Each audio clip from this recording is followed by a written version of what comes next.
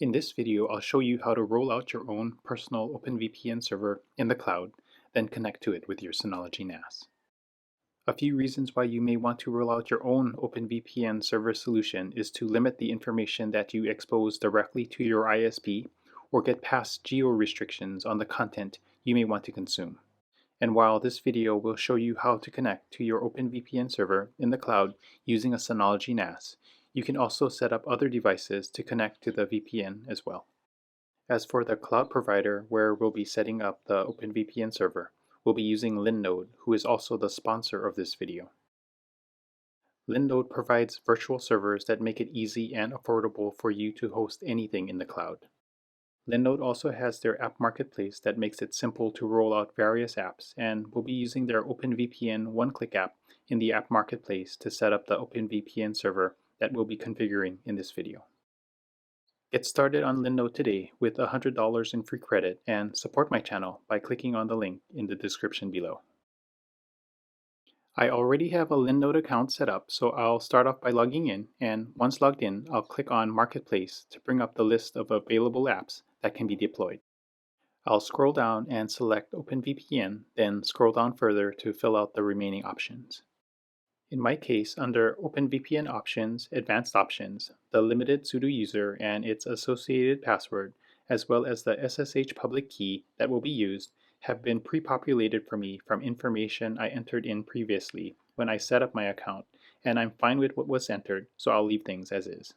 Enter in your information here if needed. I'd like to disable root access over SSH, so I'll change this option to yes. I don't want to set up any DNS records, so I'll skip over this section.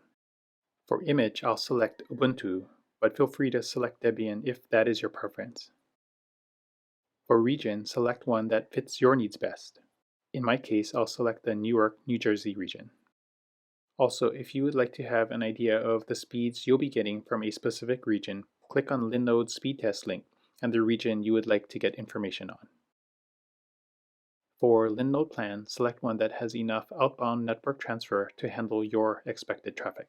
And I'll link to Linode's pricing page that displays the transfer amount for each option in the description below for your reference.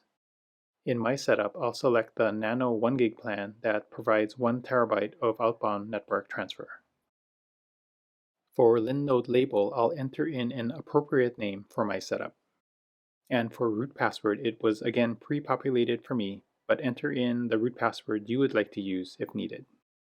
That should be it, so I'll click Create Linode to have it start provisioning, and in a few minutes the OpenVPN cloud server should be up and running.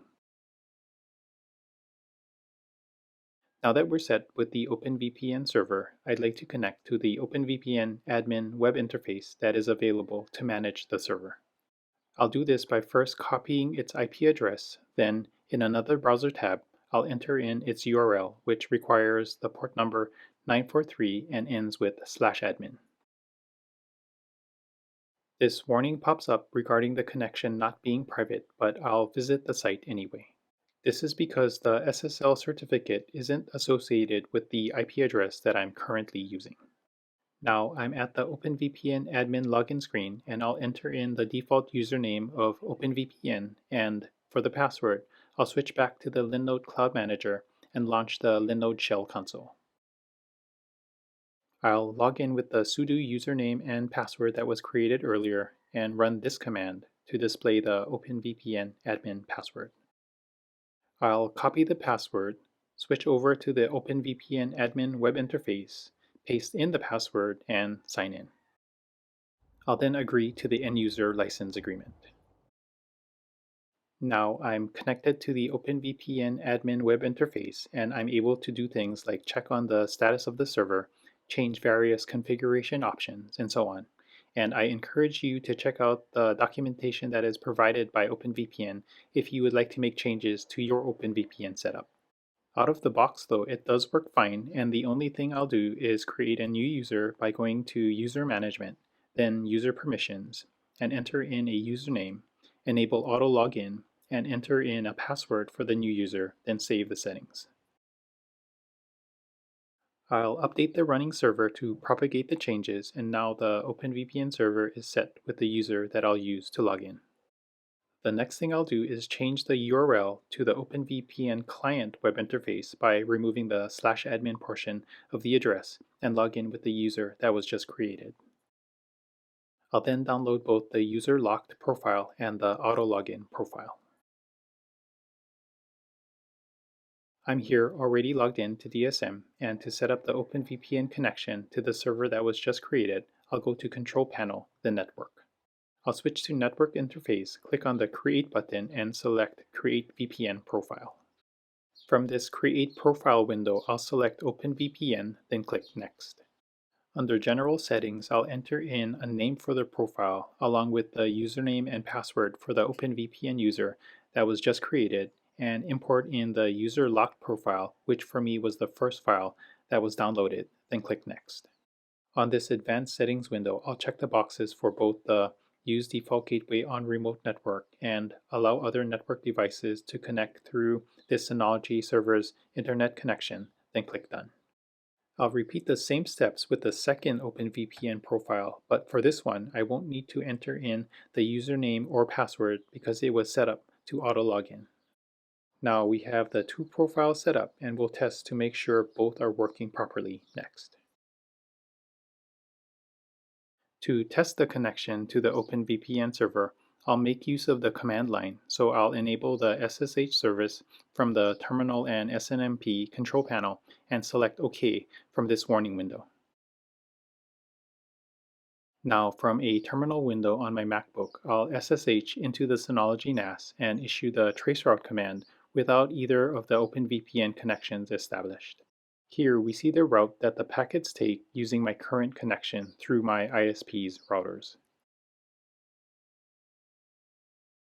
Now I'll connect to the OpenVPN server using the user locked profile, which is the setup that requires the username and password to establish the connection, and it looks like it's connecting fine.